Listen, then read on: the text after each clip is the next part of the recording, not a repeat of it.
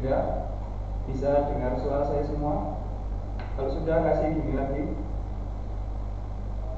Oke, yang suaranya belum di mute bisa di mute dulu, dimatikan dulu biar nggak mengganggu presentasi. Oke, sip.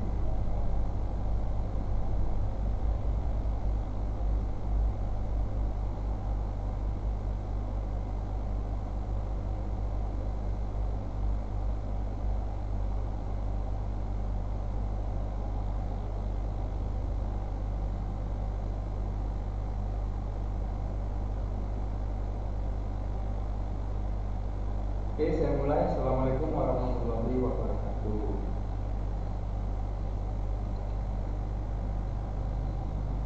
Ini sesi terakhir, sesi ketiga.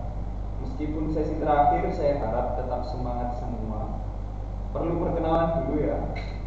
Meskipun saya rasa harusnya sudah tahu karena sudah kelas 8. Nama saya Ahmad Boyo Rozikin, biasa dipanggil Pak Irul atau Pak Jo biasanya. Untuk kelas 8E mungkin sudah pernah saya ajar meskipun secara daring. Yang kelas C dan D belum pernah saya ajar ya. Langsung saja biar tidak berlama-lama, biar tidak mengantuk.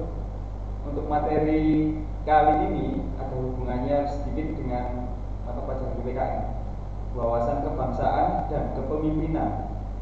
Sambil dicatat barangkali ada hal-hal yang penting, nanti bisa dilaporkan ke DJ PAI. Jadi bukan ke DJ PPKN ya, tapi ke DJ PAI karena ini acaranya Pondok Ramadan. Langsung saja, wawasan kebangsaan. Nah ini, pertama-tama masih aman kan puasanya semuanya? Jam segini nih biasanya melihat sunlight itu seperti melihat es marjan. Waduh. Tapi tahan ya, tapi tahan. Terus biasanya kalau sudah rebahan di lantai itu sejuknya luar biasa. Apalagi kena kipas, wah, langsung auto tertidur biasanya. Tapi keren ya anak-anak. Dari pagi tadi sudah online, sudah pakaian rapi, sudah pakai kopiah, pakai peci, pakai sarung, siap mengikuti Pondok Ramadan ini. Keren-keren. Dilanjutkan sampai besok, kurang sehari lagi, semangat. Lanjut. Generasi muda muslim, kenapa kok perlu tahu wawasan kebangsaan dan kepemimpinan? Alasannya ini, karena generasi muda muslim itu menjadi bagian dari bangsa Indonesia yang memiliki keragaman agama, suku, ras, bahasa, dan budaya yang berbeda-beda. Selanjutnya, nah ini barangkali penting bisa sambil dicatat ya. Wawasan kebangsaan itu apa sih? Jadi wawasan kebangsaan itu ini cara kita sebagai bangsa Indonesia di dalam memandang diri dan lingkungannya dalam mencapai tujuan nasional yang warna kuning ini. Kalau terlalu panjang, simpelnya wawasan kebangsaan itu sama dengan bagaimana kita sebagai warga negara memandang negaranya. Sudah, cuma itu. Bagaimana kita sebagai warga negara memandang negaranya, itu wawasan kebangsaan.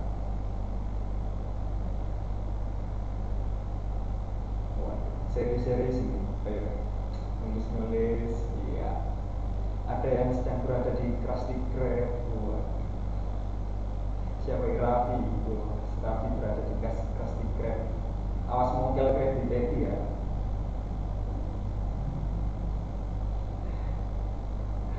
Lanjut. Wawasan kebangsaan ini diambil dari mana? Jadi pedomannya itu diambil dari falsafah Pancasila dan Undang-Undang Dasar 1945. Fungsinya untuk apa? Jadi wawasan Pancasila ini nanti menempatkan persatuan-kesatuan serta kepentingan dan keselamatan bangsa dan negara di atas kepentingan pribadi atau golongan. Gak perlu dicatat semua ya, nanti kalian gambarin gambar. Ada gambar bendera di gambar, tidak usah, cukup inti-intinya saja. Kalau perlu kata-kata saya saja yang sekiranya penting dicatat apa-apa, tidak harus sama plug seperti ini kok. Kita lanjutkan. Wawasan kebangsaan itu wujudnya ada 4. Yang pertama, cinta tanah air. Kalau sudah ngomongin cinta ini langsung yang terbayang ini kayak gini, lope-lope ini. Lope-lope ya. Terus yang kedua ada patriotisme, yang ketiga ada toleransi, yang keempat ada nilai-nilai Pancasila. Lanjut, kita bahas satu persatu. Yang pertama, cinta tanah air. Cinta tanah air itu apa sih? Jadi cinta tanah air ya gampangnya cinta sama negaranya. Udah, cuma itu sebenarnya. Kalau mau versi panjangnya di sini ada. Cinta tanah air itu tercermin dari perilaku membela tanah airnya, menjaga dan melindungi tanah airnya, rela berkorban demi kepentingan bangsa dan negaranya, mencintai adat atau budaya yang ada di negaranya dengan melestarikannya, dan melestarikan alam dan lingkungannya. Itu terlalu panjang kan? Kalau mau simpelnya, cinta tanah air itu ya cinta terhadap negaranya. Sudah, cuma itu. Terserah kalian mau nulis versi simpel, versi panjang, terserah. Intinya yang penting kalian paham bahwa cinta tanah air berarti ya cinta terhadap negaranya. Yang namanya cinta itu kan rasa suka, rasa ingin melindungi dan lain-lain. Misalnya kalian cinta sama HP kalian, diberikan HP baru, nggak harus baru juga, meskipun HP lama misalnya, kalian pasti akan mencintai HP tersebut. Kalian pasti akan melindungi dengan sekuat tenaga. Dipinjam adiknya langsung nggak mau, dipinjam sama ibunya nggak mau, dikasih password double, waduh, sidik jari, password wajah, terus kata sandi, waduh ribet sampai dilindungi benar-benar. Jadi itu wujudnya cinta itu seperti itu.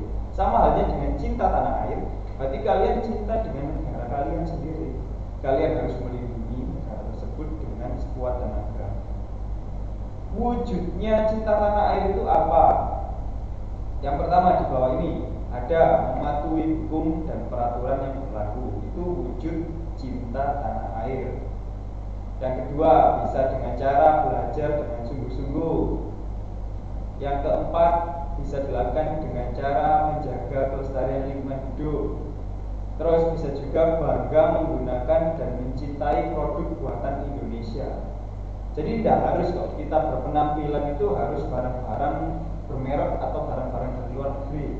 Misalnya saja seperti ini, apa ini? Peci, kopiah.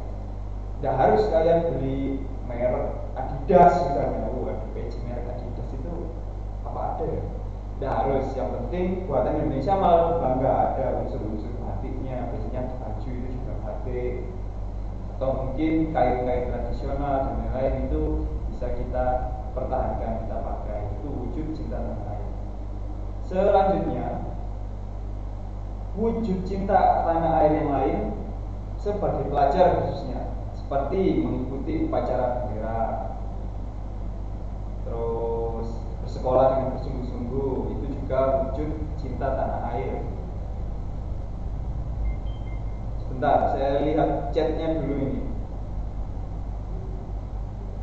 Kok ada jangan Pak Coy mabar, ini apa ya? Jangan chat aneh dulu ya, ini bener-bener ini. Di sini serius soalnya ya, agak serius. Tidak apa-apa, santai, cuma jangan ngomong yang aneh-aneh, oke? Kita lanjutkan. Ya, tadi ada cinta tanah air. Yang selanjutnya adalah patriotisme. Kalian pasti sering mendengar ini. Patriotisme. Patriotisme itu apa sih?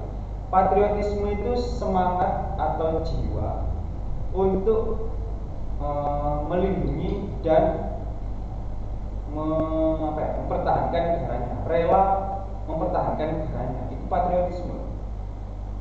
Ciri-cirinya, yang pertama, tidak kenal menyerah.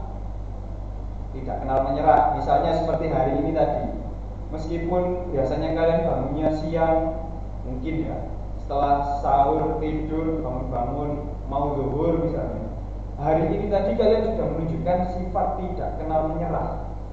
rela bangun pagi, ada yang tidak tidur lagi setelah sahur demi nggak ketiduran mengikuti pondok Ramadan ini. Nah, ini salah satu wujud kalian patriotisme, tidak kenal menyerah. Misalnya lagi kalian dapat tugasnya susah sekali. Misalnya tugas PPKN dari saya misalnya. Tugasnya susah, terus kalian menyerah. Wis, udah tak kerjakan wis, enggak apa-apa wis. Nah, itu enggak boleh. Seharusnya kalian yang enggak kenal menyerah, cari tahu, cari jawaban di internet, atau mungkin bertanya ke kakak kelas, ke teman, saudara, dan lain-lain. Itu wujud patriotisme yang pertama, ciri-cirinya tidak kenal menyerah. Yang kedua, menempatkan persatuan dan kesatuan bangsa di atas kepentingan pribadi atau golongan. Jadi kalian mendahulukan kepentingannya negara daripada kepentingannya golongan. Ini contohnya sama seperti kasus yang kemarin, yang kapal selam ini ya hilang. Itu mereka memiliki jiwa patriotisme, rela meninggalkan keluarganya di rumah demi menjaga keamanan lautan Indonesia. Nah, itu salah satu wujud menempatkan persatuan dan kesatuan bangsa di atas kepentingan pribadi atau golongan. Contohnya dari patriotisme ini antara lain ikut upacara hari besar kenegaraan, terus bisa juga mengikuti kegiatan bakti sosial, mengikuti kegiatan pramuka, PNR, dan lain-lain. Yang keempat, menghormati guru, orang tua, dan orang sekitar. Yang kelima, rajin belajar. Itu contoh-contohnya. Sambil dicatat, santai, oke, saya tunggu.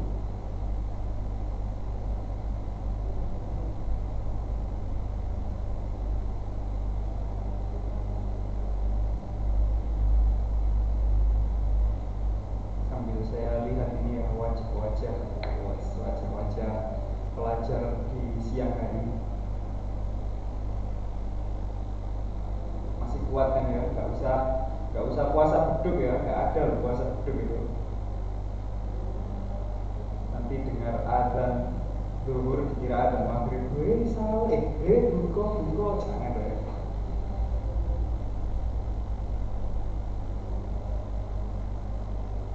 Sudah, kita lanjutkan lagi. Nanti saya beri kesempatan untuk nyatu lagi. Yang selanjutnya ada toleransi. Setelah cinta tanah air, patriotisme, sekarang toleransi. Toleransi itu apa sih?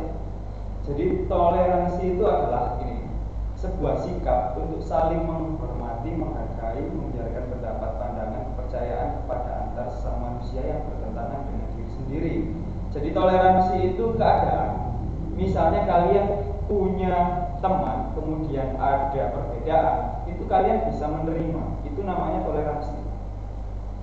Misalnya saja kalian dengan teman kalian sekelas mau mengadakan acara buka bersama, misalnya di grup WA ada yang usul, udah lebih baik kita buka bersamanya di dekat-dekat saja, misalnya di Sapa Fried Chicken misalnya. Terus ada yang usul, nggak usah di Sapa Fried Chicken, saya ini nggak suka makan ayam misalnya, lebih baik kita pergi ke rumah makan Wong Solo misalnya, atau warung-warung yang lain, banyak yang usul. Nah, dari perbedaan itu tidak perlu diperdebatkan, misalnya opo kamu itu milih kok Wong Solo, nggak enak, kita kan mau Jakarta misalnya, ngamuk-ngamuk kayak gitu.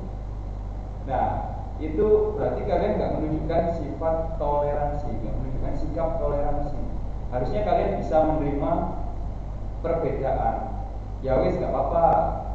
Mungkin di Wong Solo harganya lebih murah misalnya, atau mungkin wis disapa saja.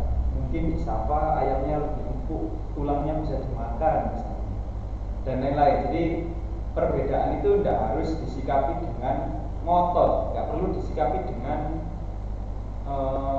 tindakan yang negatif, nggak perlu dicela kalau orang punya pendapat yang berbeda. Manfaatnya toleransi itu apa? Di sini ada menumbuhkan dan menguatkan rasa nasionalisme. Nasionalisme itu cinta tanah air. Yang kedua, kedua, menguatkan tali persaudaraan. Kemudian yang ketiga, menciptakan keharmonisan dan kedamaian. Yang keempat, melancarkan pembangunan negara. Dan yang terakhir, meningkatkan kekuatan iman.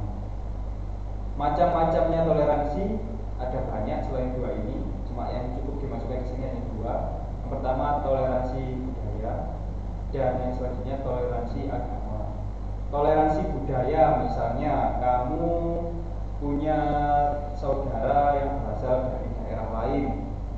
Di daerah lain budayanya berbeda dengan kamu. Nah, kamu tidak perlu mempermasalahkannya, cukup dihormati. Kalau memang tidak sama, ya tidak apa-apa, tidak perlu bermusuhan. Kemudian toleransi beragama, lah ini yang sangat penting ya, karena kebetulan di negara kita semua agama itu adalah pendatang. Ya, jadi saya ulangi lagi, semua agama di Indonesia adalah agama pendatang. Tidak ada agama yang asli dari Indonesia. Islam agama pendatang, Kristen agama pendatang, Konghucu agama pendatang, Hindu, Buddha agama pendatang. Jadi semua agama di Indonesia adalah pendatang. Kok bisa? Kalau kita belajar IPS atau belajar sejarah, biasanya kita pernah mendapat materi tentang kedatangan orang-orang dari luar negeri ke Indonesia. Lah, orang-orang itu yang membawa agama ke negara kita. Jadi awalnya negara kita itu tidak punya agama-agama besar seperti sekarang ini. Kita masih percaya kepada nenek moyang, percaya kepada roh-roh di sekitar kita, mungkin ngasih sesajen di pohon dan lain-lain seperti itu dulu. Kemudian bangsa asing datang ke Indonesia. Orang Arab yang katanya pedagang masuk ke Indonesia menyebarkan Islam. Orang Eropa datang ke Indonesia menyebarkan agama Kristen. Kemudian ada orang-orang dari negara-negara Hindu seperti India datang ke Indonesia menyebarkan agama Hindu, Buddha dan lain-lain. Semua agama adalah pendatang. Oleh karenanya, meskipun saat ini Islam merupakan mayoritas, bukan berarti kita harus membeda-bedakan teman kita yang beragama lain. Ya, kita tidak boleh memusuhi mereka. Meskipun dia agamanya Konghucu misalnya, ya nggak boleh kita bully di kelas misalnya. Terus nggak usah berteman dengan kita ini Islam, kamu Konghucu, tidak boleh seperti itu. Karena Islam itu agama yang cinta damai, tidak pernah mengajak bermusuhan pada siapapun. Oke, kita lanjutkan. Ini selanjutnya, ini ada kesalahan ya. Harusnya ini 12345, cuma ada error. Berikutnya adalah mengamalkan nilai-nilai Pancasila. Kelima sila ini harusnya sudah hafal ya. Kalau tidak hafal ya berarti mungkin pas TK atau pas SD kelas 1 waktu pelajaran ini kalian ngantuk. Harusnya sudah hafal. Kalau SMP itu tingkatnya sudah agak lagi menghafal, tapi melakukan hal-hal yang sama seperti kandungan dari Pancasila. Apa saja itu? Di sini ada banyak sekali. Yang pertama, nilai ketuhanan. Beribadah sesuai dengan kepercayaan yang dianut. Ini yang pertama. Kemudian menghargai orang lain yang agamanya berbeda dengan kita. Kayak tadi, kalau ada teman atau siapapun yang agamanya beda, harus tetap kita hargai. Yang ketiga, tolong menolong meskipun memiliki agama yang berbeda dengan orang lain. Yang kedua, nilai kemanusiaan. Yang pertama, tidak membeda-bedakan orang yang ada di sekitar kita. Ya, jadi kemanusiaan ini yang pertama tidak membeda-bedakan orang yang ada di sekitar kita. Tidak peduli itu siapapun, statusnya apapun, pekerjaannya apapun, kekayaannya bagaimanapun, tetap kita tidak boleh membeda-bedakan. Kasus yang sering saya lihat di anak-anak ketika sekolahnya masih masuk dulu ya, kalau ngobrol sama guru ini seolah-olah sangat sopan sekali saya lihat. Pernah ada satu anak ngomongnya halus, pakai bahasa Indonesia, kadang pakai bahasa Jawa, tapi sangat sopan, sangat halus, sangat lugu, sangat keramah ya. Tapi ketika dia sudah keluar dari gerbang, ketemu penjual pentol misalnya, ngomongnya sudah tidak ada sopan santunnya. Mentang-mentang dia mungkin sudah tua penjualnya, dia langsung ngomong, lek, cepetan lek, aku selok mulai lek, ayo lek, aku keburu pulang lek.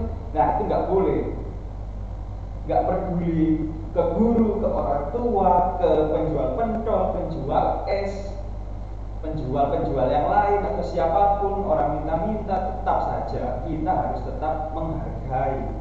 Gak boleh kita beda-bedakan. Kalau ngobrol sama orang tuanya sangat sopan, tapi kalau ketemu penjual pentol tadi yang sudah tua kita malah gak sopan, ya gak boleh. Bagaimanapun beliaunya lebih tua daripada kita, jadinya kita harus tetap sopan. Jadi seperti itu kan, kali untuk anak-anak harus diperhatikan ya. Jadi tidak boleh memandang status apapun ya, biarpun itu penjual atau apa, pedagang dimanapun, tetap kita harus menghargai. Yang kedua, saling membantu, misalnya melakukan kerja bakti atau memberi bantuan pada korban bencana alam. Yang ketiga, nilai persatuan, mencintai negara Indonesia dengan cara menjaga warisan budaya yang ada.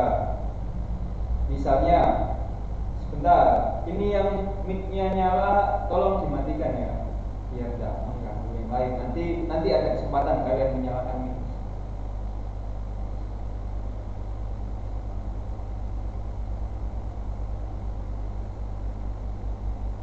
Siapa ya ini? Sebentar saya cari. Bukan kameranya yang dimatikan ya, tapi suaranya. Kalau wajahnya saya nanti butuh karena untuk laporan ya. Nanti kita screenshot, kita foto bersama-sama. Sudah, wes saya matikan. Saya matikan suaranya biar tidak ganggu. Kita lanjutkan. Yang ketiga tadi, mencintai negara Indonesia dengan cara menjaga warisan budaya yang ada. Jadi budaya Indonesia itu sangat beragam ya. Ada bahasa, ada tarian, ada makanan, rumah adat dan lain-lain. Nah ini harusnya kita cintai, kita lestarikan lah. Kalau kita lihat sekarang ya, di aplikasi yang namanya TikTok, tiap hari itu saya lihat-lihat yang bikin status belajar gerakan-gerakan baru, DJ baru kalau sekarang bilangnya. Itu sangat semangat sekali. Belajar DJ di pinggir-pinggir jalan, joget, mereka pede. Tapi anehnya ketika mereka belajar tarian-tarian daerah, mereka kok merasa malu.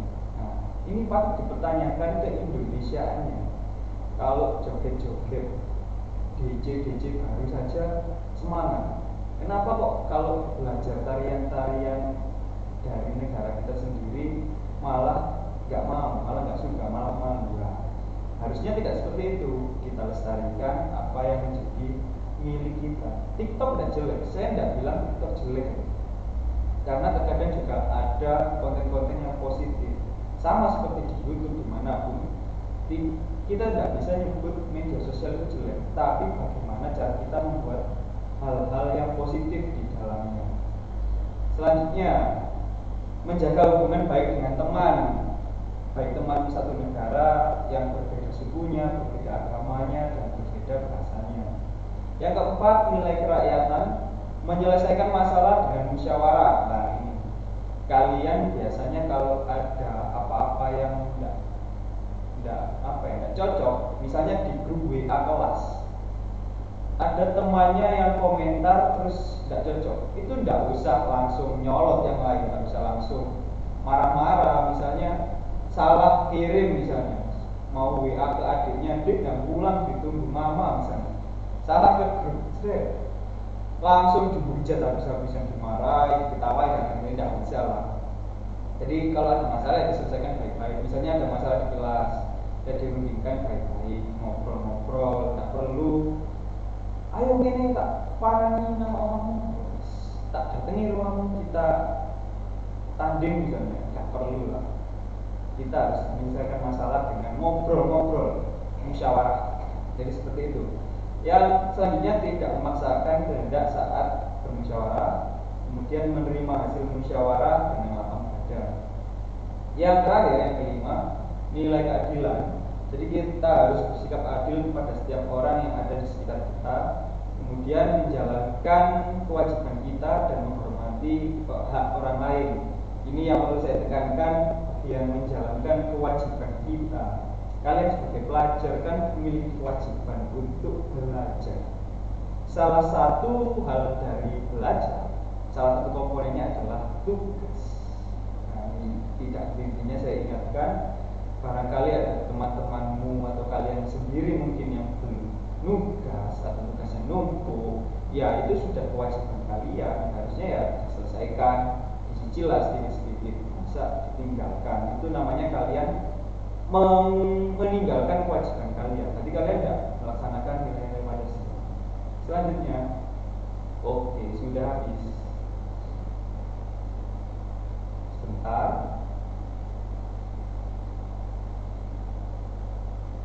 Nah, sebentar.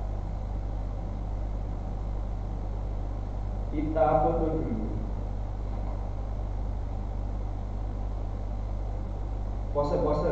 Pose langsung si cewek ngomong ini semua.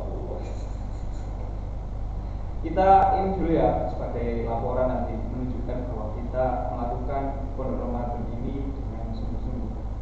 Bismillahirrahmanirrahim. Duh, kok dimatikan ini Dayu ini. Kenapa Dayu kok dimatikan kamera?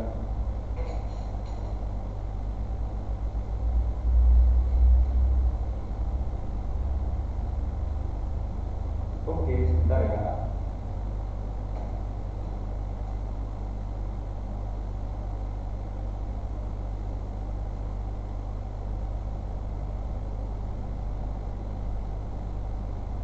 Tahan.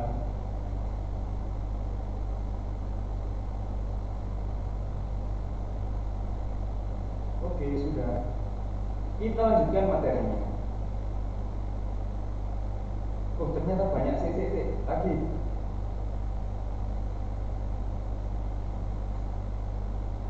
Ternyata ada banyak anggotanya yang ikut.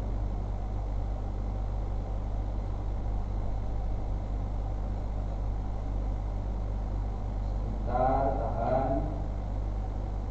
Satu lagi.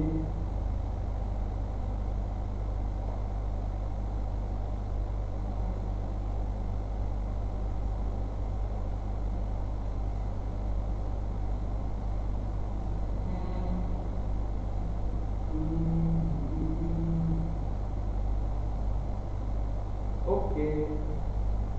Sudah, kita lanjutkan bahasan yang terakhir tentang kepemimpinan.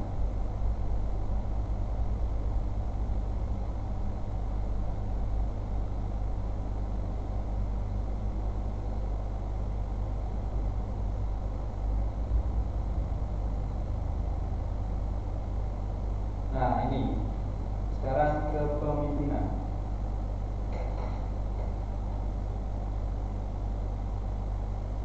Apa itu pemimpin? Jadi pemimpin adalah seseorang yang mengemban tugas dan tanggung jawab untuk memimpin. Jadi pemimpin itu siapapun yang diberikan tugas untuk memimpin. Setiap manusia pasti menyandang predikat sebagai seorang pemimpin, baik pemimpin dalam tingkatan tinggi, yaitu pemimpinnya negara atau pemimpinnya umat, maupun dalam tingkatan yang paling rendah, yaitu pemimpin bagi diri kalian sendiri. Jadi secara tidak langsung kalian juga sudah termasuk pemimpin bagi diri kalian sendiri. Artinya apa? Kalian punya hak, punya wewenang untuk mengatur kehidupan kalian. Misalnya hari ini saya akan bangun pagi, itu kalian sendiri yang menggerakkan badan kalian. Itu contohnya pemimpin diri sendiri. Kalian mau malas-malasan, itu juga hak kamu sendiri sebagai pemimpin dirimu sendiri. Ada yang nyoret-nyoret ini. Kita lanjutkan. Oke, sip, terima kasih sudah dihapus. Nabi Muhammad SAW pernah bersabda, ketahuilah, masing-masing kamu adalah pemimpin, dan masing-masing kamu akan dimintai pertanggungjawaban terhadap apa yang dipimpin. Seorang raja, Rehan, kok nyoret-nyoret ngapain? Lagi Rehan, Ya, ayo dihapus. Jadi seorang raja yang memimpin rakyat adalah pemimpin, dan dia akan dimintai pertanggungjawaban terhadap apa yang dipimpinnya. Jadi seorang pemimpin di akhirat nanti akan dimintai pertanggungjawaban atas apa yang dipimpinnya. Misalnya seorang raja, maka dia di akhirat nanti akan dimintai pertanggungjawaban bagaimana cara dia memimpin rakyatnya. Misalnya dulu dia sangat adil, sangat bijaksana, sangat baik, memakmurkan rakyatnya, dia nanti akan mendapatkan pahala yang berlimpah.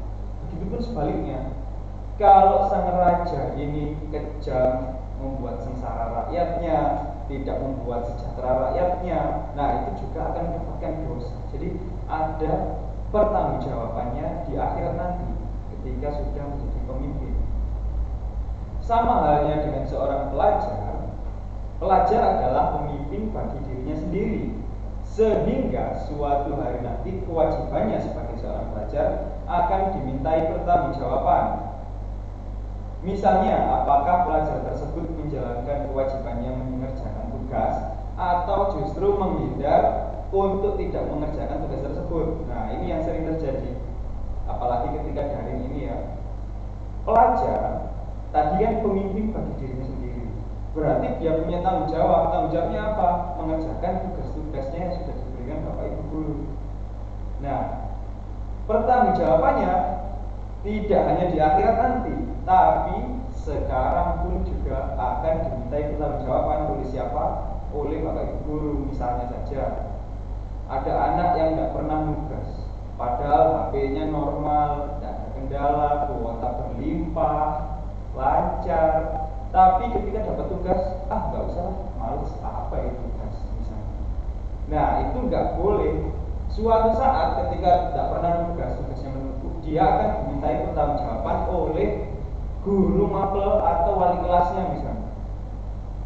Misalnya dicari si anak ini tidak pernah melaksanakan tugas, dihubungi. Nah, pertanggungjawabannya dihubungi tidak bisa, didatangi ke rumahnya, langsung disuruh ke sekolah mengerjakan tugas di sekolah. Nah, itu wujud pertanggungjawaban seorang pelajar sebagai pemimpin bagi dirinya sendiri. Lanjut, ada beberapa sifat-sifat pemimpin yang harus dimiliki seorang pemimpin agar menjadi pemimpin yang baik, yang bagus, yang baik. Ada 4. Yang pertama siddiq, yang kedua amanah, yang ketiga takdir, yang keempat fatona. Silakan barangkali mau dicatat dulu keempat-empatnya. Setelah itu kita bahas satu persatu. Ada siddiq yang artinya jujur, ada amanah yang artinya dapat dipercaya, ada takdir yang artinya menyampaikan, dan yang keempat fatona yang artinya cerdas.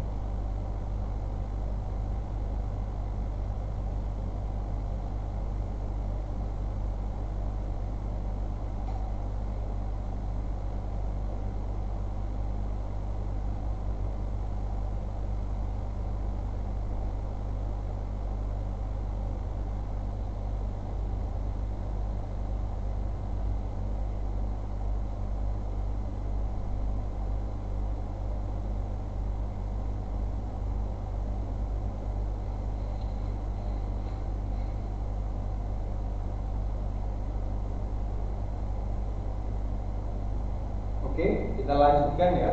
Nanti masih ada kok 4 ini. Satu persatu. Yang pertama dari siddiq dulu. Siddiq itu artinya jujur. Jujur dalam apa? Jadi ada 2, yaitu jujur dalam perkataannya dan jujur dengan perbuatannya. Pemimpin harus memiliki sifat jujur. Antara ucapan yang keluar dari mulut harus sesuai dengan perbuatan yang dia lakukan, atau dengan keadaan yang sesungguhnya harus cocok. Kejujuran merupakan hal yang paling utama dalam kehidupan. karena merupakan fondasi utama, sama halnya ketika mengerjakan ulangan. Nah, ini contohnya kalian ketika di sekolah. Mendapatkan nilai bagus dengan cara yang jujur tanpa mencontek, rasanya akan terasa lebih bahagia dan memuaskan daripada mendapatkan nilai yang bagus akan tetapi didapatkan dengan cara yang tidak jujur. Ya, jadi misalnya saja kalian sedang ulangan di kelas, kemudian kalian mencoba tidak jujur. Dari rumah sudah menyiapkan jawaban, misalnya di kertas kaum kecil, tulisannya di kaum kecil-kecilkan sampai melihat itu harus seperti ini, kecil. Terus setelah itu disobek, misalnya dilipat kaum kecil, terus dimasukkan di dasi, misalnya. Kalau gitu dimasukkan di kaos kaki. Itu trik-trik lama itu.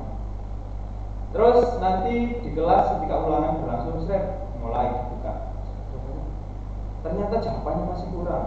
Nyontek ke kanan, nyontek ke kiri, nyontek ke depan, nyontek ke belakang. Nanti kalau ditolak gurunya pura-pura. Waduh, itu biasanya trik-trik lama itu. Nah, seperti itu tidak baik. Kemudian nanti ketika sudah selesai, hasilnya ternyata luar biasa, nilainya 100 sempurna misalkan. Tapi ternyata temannya kanan, kiri, depan, belakang yang diconteki, yang diambil jawabannya justru nilainya sedikit, 70, 75, 60, 65, 80, 81, 83. Lah ini kan aneh. Kalian yang nyontek nilainya sempurna, tapi teman kalian yang dicontek malah nilainya kurang. Nah, ini harusnya kalau kalian sebagai siswa yang normal dalam artian hati nurani kalian masih sehat ya, harusnya kalian akan merasa menyesal. Aduh, kok aku dapat nilai 100 ya? Padahal temanku yang lebih pintar dari saya nilainya kok cuma segitu. Aduh, tapi saya nggak baik seperti ini. Nah, pasti akan timbul rasa penyesalan biasanya. Berbeda halnya ketika kita jujur. Jadi kita belajar sungguh-sungguh. Terus besoknya ulangan ya dikerjakan serius, tidak nyontek. Terus ketika mendapat nilai yang bagus, rasanya akan sangat-sangat memuaskan, akan sangat bangga. Waduh, nilaiku 80, meskipun tidak sampai 90, tapi ini hasil kerja keras. Nah, itu akan terasa lebih menyenangkan. Meskipun nanti nilainya jelek sekalipun, kalau kalian jujur itu di hati itu nggak ada terlalu penyesalan. Mungkin penyesalannya akan ganti seperti ini. Aduh, nilaiku 50. Ini sapu melayang ini kayaknya. Waduh. Biasanya seperti itu, tidak ya. Jadi meskipun berapapun nilai kalian itu tidak penting. Jadi yang paling penting itu adalah kejujuran. Kejujuran itu yang paling utama. Karena sekalinya kalian berbohong, kalian akan melakukan kebohongan yang lain. Jadi jangan sampai. Kita lanjutkan. Yang kedua ada amanah atau dapat dipercaya. Amanah berarti bisa dipercaya, berarti menjalankan sebaik-baiknya apapun yang diamanahkan atau dipercayakan kepadanya. Jadi amanah itu dapat dipercaya. Misalnya saja kalian dipercaya oleh orang tua kalian untuk memiliki handphone.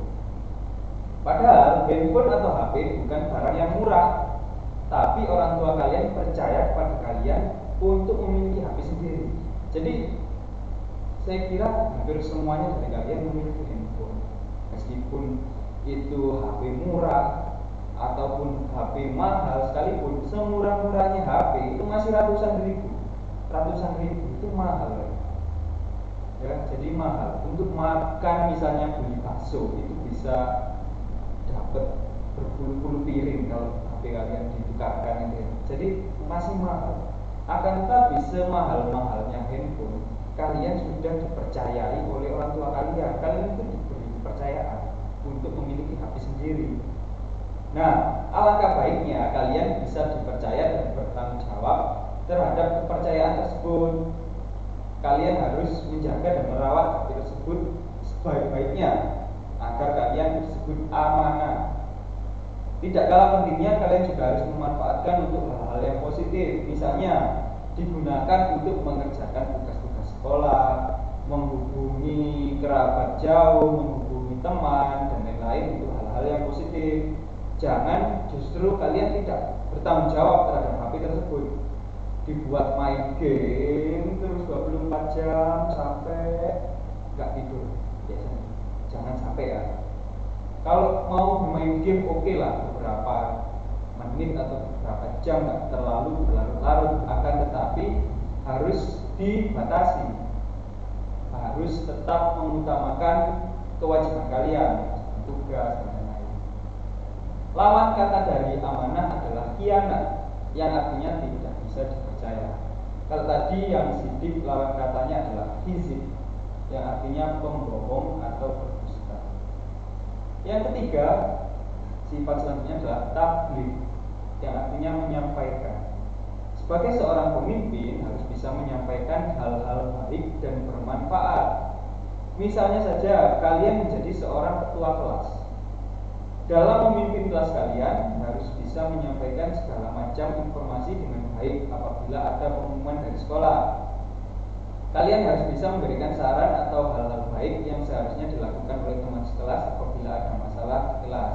Jadi ini misalnya kalian sudah menjadi seorang pemimpin, entah di kelas atau di rumah misalnya, kalian punya adik-adik kecil.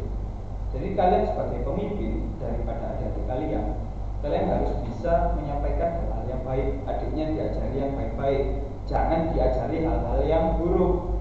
Misalnya punya adik kecil, diajari ngambil uang mamanya misalnya, Dek, di atas kulkas ada uang 10.000, ambil Dek, nanti kita beli aja, nanti kita beli es krim Dek.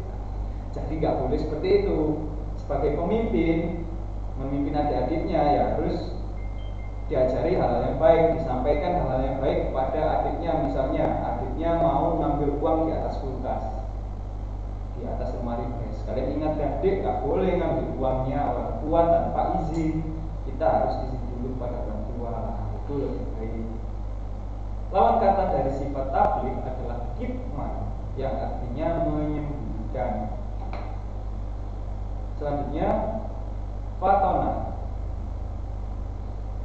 artinya cerdas. Selanjutnya pemimpin harus memiliki sifat yang cerdas. Cerdas memiliki arti sempurna perkembangan akal budinya untuk berpikir, mengerti, berbuat, dan tajam pikirannya. Orang cerdas berbeda dengan orang pintar. Orang pintar hanya memahami teori-teori, akan tetapi orang cerdas bisa cepat memahami sesuatu, bisa berperilaku dan bertindak dengan baik sesuai situasi dan kondisi, serta mampu mengontrol emosionalnya dalam menghadapi situasi apapun. Jadi pemimpin itu harus cerdas. Cerdas itu tidak sama dengan pintar ya. Jadi kalau orang pintar ya cuma sebatas tahu, cuma sebatas pintar. Tapi kalau orang cerdas, dia itu sudah pintar, tapi dia juga bisa memanfaatkan pintarannya, melakukan sesuatu berdasarkan akal budinya, berdasarkan kepintarannya. Jadi itu cerdas. Lawan kata dari fatona adalah balada, yang artinya bodoh. Jadi itu. Selanjutnya ada contoh pemimpin Islam. Yang pertama sudah pasti ada Nabi Muhammad SAW. Dalam menjalankan kepemimpinannya, Nabi Muhammad selalu mengedepankan akhlak mulia. Hal ini diakui oleh Husain bin Ali sebagai cucu Nabi Muhammad, bahwa Nabi adalah pribadi yang menyenangkan, santai dan terbuka, mudah berkomunikasi dengan siapapun, lemah lembut dan sopan, tidak keras dan tidak terlalu lunak, tidak pernah mencela, tidak pernah menuntut atau menggerutu, dan tidak mengulur waktu serta tidak tergesa-gesa. Selain itu, Nabi Muhammad juga memiliki 4 sifat pemimpin yang harus diri. Selanjutnya ada kepemimpinan Khulafa'u al-Rasyidun. Apa sih Khulafa'u al-Rasyidun? Jadi Khulafa'u al-Rasyidun adalah kekhalifahan atau kepemimpinan. Gampangnya adalah pemerintahan Islam yang berdiri setelah meninggalnya Nabi Muhammad SAW pada tahun 632 Masehi atau 11 Hijriah. Khulafaur Rasyidin memegang kendali pemerintahan Islam selama 30 tahun dari 11 Hijriah hingga 40 Hijriah atau 432 sampai 660 Masehi. Ada 4 Khulafaur Rasyidin. Mereka adalah sahabat-sahabat Nabi yang dipilih karena kepantasan dan kelebihannya. Jadi setelah dulu ya, jadi pemimpin umat Islam waktu itu adalah Nabi Muhammad. Setelah itu Nabi Muhammad wafat atau meninggal. Kemudian digantikan oleh 4 sahabatnya secara bergantian. Siapa saja itu? Jadi Khulafaur Ar-Rasyidin ini ada 4 orang. Yang pertama Abu Bakar As-Siddiq, Umar bin Khattab, Utsman bin Affan, dan Ali bin Abi Thalib. Nanti untuk lebih detailnya mungkin ini di pelajaran PAI. Saya hanya menyinggung sedikit. Biasanya keempat nama ini sering kalian dengar, terutama sekarang ya, ketika tarawih biasanya. Selanjutnya tugas-tugas dari Khulafaur Ar-Rasyidun ini saya kira nggak perlu dicatat, nggak apa-apa, terlalu panjang ya. Yang pertama melanjutkan dakwah dan ajaran Rasulullah. Yang kedua membina, mengatur, mengarahkan umat Islam sesuai dengan Al-Quran dan Sunnah. Yang ketiga melanjutkan pemerintahan yang telah dibangun Rasulullah, memerangi kaum murtad yang merusak ajaran agama, memperluas wilayah, dan yang terakhir mengembangkan ajaran Islam kepada yang belum mengenalnya. Ini. Kemudian ada contoh sosok pemimpin Islam di Indonesia. Ada banyak sekali, cuma saya ambil satu tokoh ini, yaitu adalah Kiai Haji Abdul Rahman Wahid atau biasa dengan Gus Dur. Beliau adalah Presiden Indonesia yang keempat. Beliau adalah pemimpin Islam yang di Indonesia itu terkenal menjunjung tinggi toleransi dan membela hak-hak kelompok minoritas. Minoritas itu siapa sih? Minoritas itu kelompok yang kecil.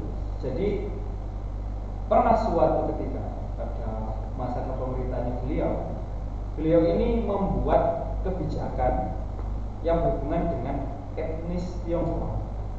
Jadi dulu hari raya Imlek itu tidak dijadikan hari libur nasional. Nah, ketika kepemimpinannya Gus Dur ini, beliau membuat kebijakan di Indonesia bahwa hari besarnya umat atau etnis Tionghoa itu dijadikan hari libur nasional. Berarti secara nggak langsung negara sudah menghargai atau menganggap bahwa etnis Tionghoa adalah bagian dari Indonesia, meskipun Tionghoa kulturnya berbeda dengan kita, tapi kita tetap menganggap mereka ada, bahwa mereka juga termasuk bagian dari Indonesia. Terus ini adalah contohnya bagaimana seorang siswa menjadi pemimpin bagi kalian ya. Misalnya menjadi ketua kelas, terus menjadi pengurus OSIS, terus memimpin berdoa dan membaca Al-Quran, baik itu di rumah, di sekolah, atau di tempat ngaji. Terus menjadi kakak yang baik bagi adik-adiknya, kemudian memimpin sholat berjamaah atau menjadi imam. Ini biasanya laki-laki ya yang umumnya sering. Kemudian mentaati peraturan sekolah. Terima kasih banyak.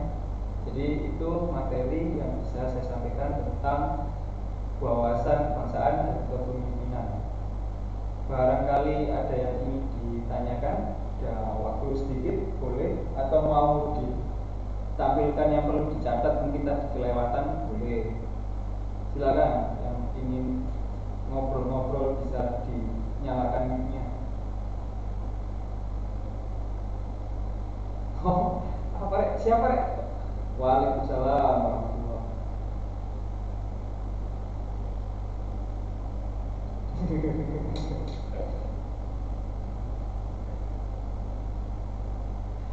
Jadi malah menyapa temannya ya. Ini sudah lama tidak ketemu ini kayaknya, karena melihat wajah-wajah temannya langsung bahagia. Udah lama ya, setahun kayaknya.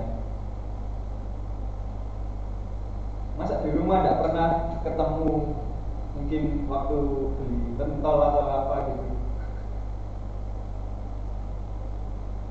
Jauh.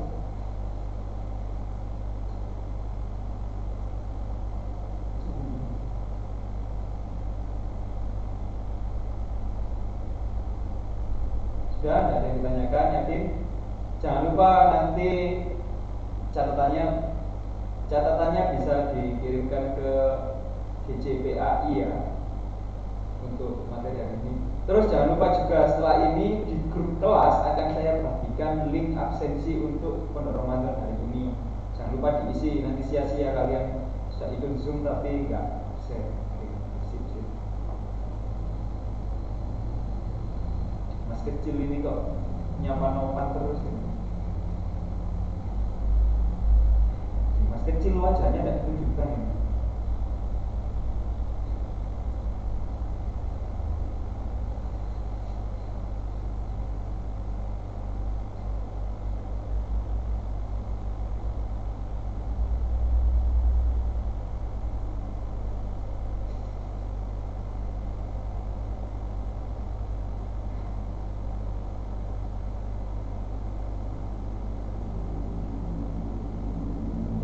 Yang lain yang videonya mungkin masih dimatikan ya, besok barangkali bisa dinyalakan untuk difoto, nanti difoto bersama biar kelihatan semua wajahnya. Tidak apa-apa, tidak perlu malu. Yang penting kan sudah rapi, sudah pakaian sesuai. Ganteng kok malah malu, ganteng ya harus malah pede lah. Dimas kecil rambutnya keren sekali ya.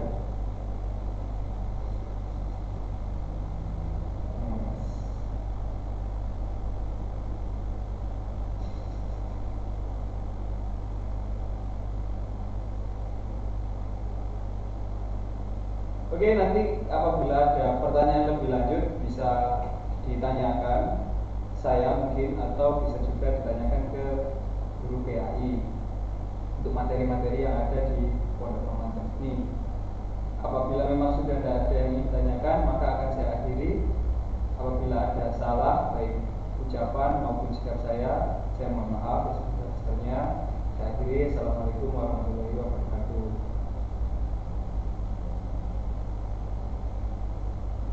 Oke, jangan lupa absen.